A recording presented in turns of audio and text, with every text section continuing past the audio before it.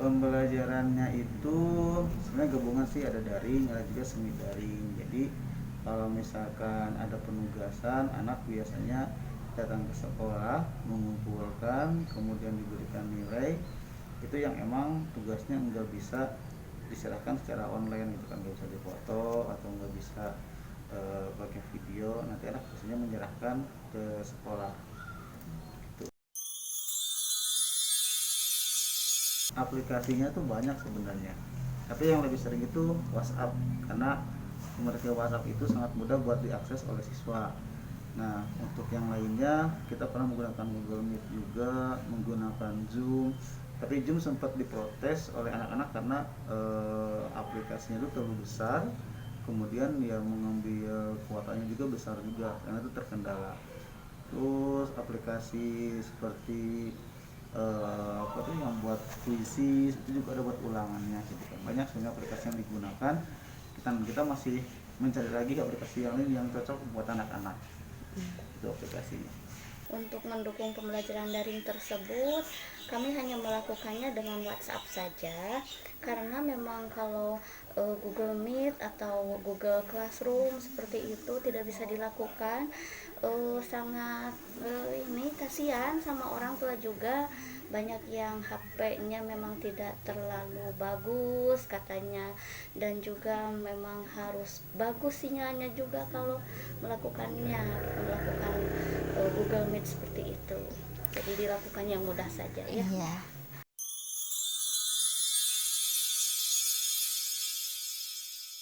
Sebelumnya saya melakukan voice note dulu di WA dengan menyapa mereka, dengan bernyanyi Assalamualaikum seperti itu, supaya mereka itu akan perhatiannya terpusat kepada kita. Terus kita juga mengirim video icebreaker kepada mereka, jadi mereka bisa mengikuti gerakan-gerakannya di rumah. Jadi pembelajaran bisa menyenangkan nantinya.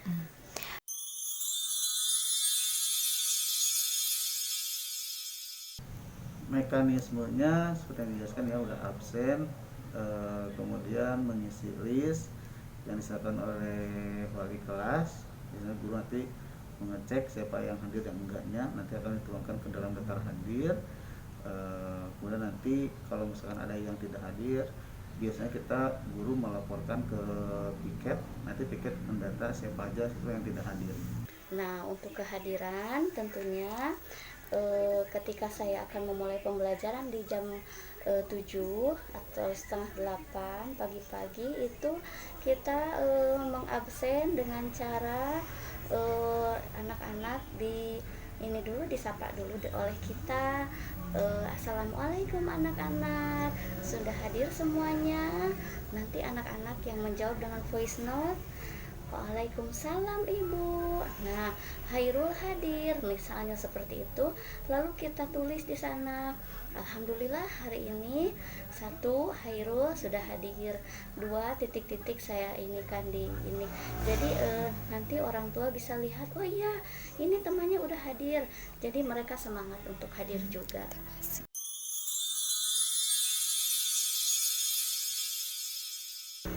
Tentunya untuk anak yang tidak bisa ikut karena memang mungkin HP yang terbatas, HP yang bukan smartphone seperti itu, kami sediakan modul untuk dikerjakan di rumah dengan terlebih dahulu diberitahu ini tugasnya untuk hari ini, besok di halaman sekian, besoknya lagi di halaman sekian, seperti itu.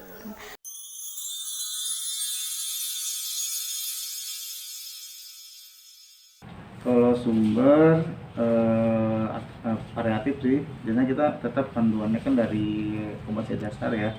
Dan dasar itu sumbernya nanti dari buku, bahkan nyari ke YouTube juga sering ke YouTube, karena ya tetap kita harus bisa mengembangkan materinya biar nanti anak nggak jenuh gitu. Itu atau sumbernya itu sangat banyak sekali, kita cari yang benar-benar menarik untuk anak dan sesuai dengan kurikulum di kita. Jadi disesuaikan seperti itu. Nah, banyak sih sumber belajarnya, tidak hanya dari majalah atau lembar kerja anak. Iya.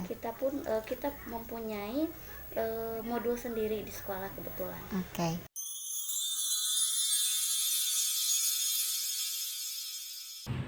Medianya biasanya kalau ke anak ya media alat tulis sudah pasti ya, alat tulis, kemudian handphone udah pasti yang paling utama. Kalau misalkan yang saya gunakan handphone pastinya banyak aplikasi, kemudian kalau misalkan aplikatif biasanya anak suka dikasih tugas, banyak sekali media yang digunakan. Jadi kalau misalkan kelihatan di video saya ini pada saat prakarya tentang tanaman hias, anak harus menyiapkan berbagai bahan yang sesuai untuk menanam. Itu biasanya media. Untuk daring ini kebetulan kita memang tidak terlalu harus tidak ingin merepotkan orang tua. Jadi kita pilih media yang dari bahan alam seperti bebatuan atau dari bunga-bunga, dari daun kering seperti itu, yang biar orang tua tidak harus beli gitu. Oh, iya. Jadi kalau memang pun harus menggunakan kertas lipat atau apa, itu penggunaannya tidak sesering mungkin gitu. Jadi orang tua bisa mengikuti pembelajaran dengan tujuannya yang sama meskipun tidak memakai kertas lipat atau media-media apa yang harus dibeli. Jadi semuanya bisa dilaksanakan lah.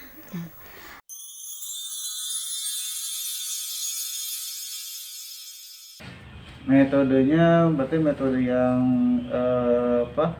inquiry dan yang langsung ya, pembelajaran langsung. Jadi saya menitik beratkan anak langsung mengalami materinya, tidak hanya sebatas anak membaca kemudian mengetahui, tapi anak harus juga mengalami apa yang sudah mereka pelajari gitu. Jadi praktek langsung biasanya yang dilakukan oleh saya. Jadi biar anaknya nggak jenuh, dan itu membutuhkan waktu yang banyak, jadi 1 minggu gitu waktu pembelajarannya. Oke. Metodenya itu, jadi di sekolah kami itu memberikan kesempatan untuk anak bagaimana dia mencari solusinya sendiri, mencari solusi atas permasalahannya sendiri. Terus kita taunya dari mana, kan itu daring kan ya. Yeah. Nah, kami di forum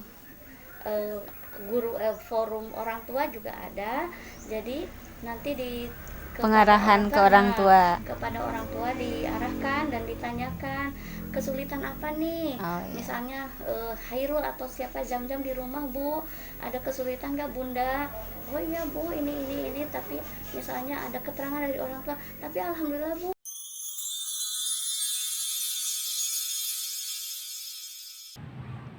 Kalau menurut saya yang efektif menyenangkan itu kita jangan terfokus kepada materi, karena materi yang harus kita sampaikan ke anak itu bervariatif. Tapi biasanya anak suka jenuh kalau misalkan hanya kita yang mengumbarkan materinya. Ya, seperti halnya banyak orang yang bilang bahwasanya anak lebih senang kita menggunakan metode yang berbeda. Kalau misalkan kita memberikan video ke anak, harus ada kitanya yang di dalamnya gitu, jadi jangan orang lain, karena anak akan merasa wah si bapak bisa mengajar dengan cara yang berbeda gitu kan, dan itu akan lebih menarik ke anak. Kemudian biasanya yang lebih penting lagi, anak harus mengalami materi dari kita, jangan terlalu banyak, 5 atau 10 menit udah cukup. Sisanya itu anak yang harus mengalami langsung, jadi harus mengaplikasikannya. Kalau misalkan secara hitungan matematik misalkan, anak harus cepat langsung mengerjakan. Kita mengungkapkan materinya sedikit, anak mengerjakannya lama gitu kan. Lama dalam artian anak harus terlibat secara langsung, masuk ke dunianya gitu.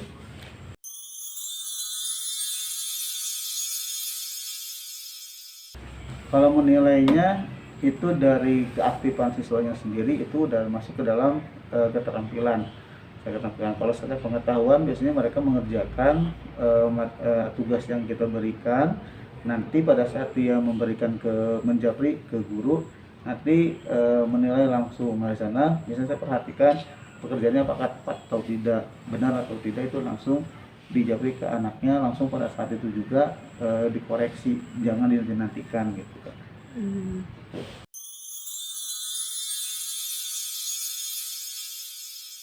Kalau remedial udah pasti nanti anak mengerjakan lagi soal yang kemarin kan dikasihkan lagi anak untuk mengerjakan, dan itu dikasih waktu sehari atau 2 kali, ya tergantung dari anak apakah sudah tercapai atau belum. Itu kalau misalkan remedialnya. Kalau pengayaannya biasanya saya memberikan berbagai video, karena kalau misalkan kita memberikan materi dalam bentuk PDF atau misalkan PPT, anak biasanya jenuh. Sekarang kan udah ada dengan sistem membuat video dari PPT juga udah ada, kita bisa melakukan hal seperti itu juga biar lebih menarik lagi ke anak. Itu untuk pengayaannya.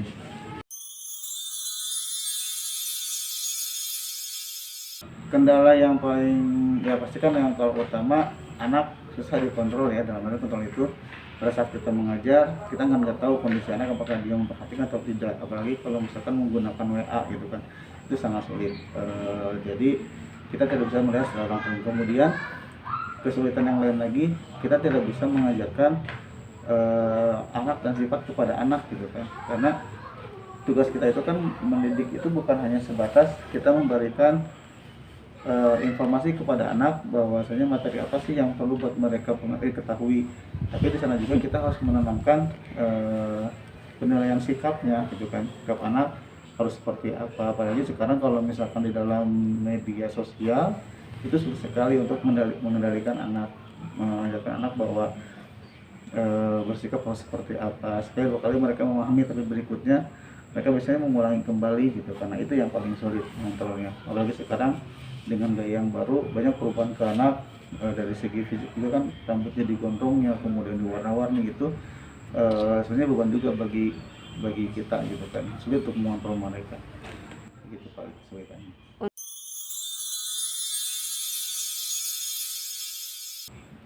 Harapannya karena harapan itu kami orang tua dan para siswa itu menemukan suatu metode yang terbaik bagi pembelajaran, karena pada saat kita menemukan guru diminta untuk menemukan metode yang terbaik bagi siswa, tapi pada saat siswa dan orang tua tidak mendukung, ya kita kesulitan. Dalam artian kita saling kerjasama lah. Pada saat kita udah menemukan yang baru dan orang tua harus mendukung dan siswa juga harus bisa mengikuti gitu, itu yang harapannya. Jadi sekarang kan belum ketemu metode yang terbaik dalam pembelajaran KBM secara daring, dan kita tetap harus mencari solusi terbaiknya dan didukung oleh semua orang, gitu sih harapan.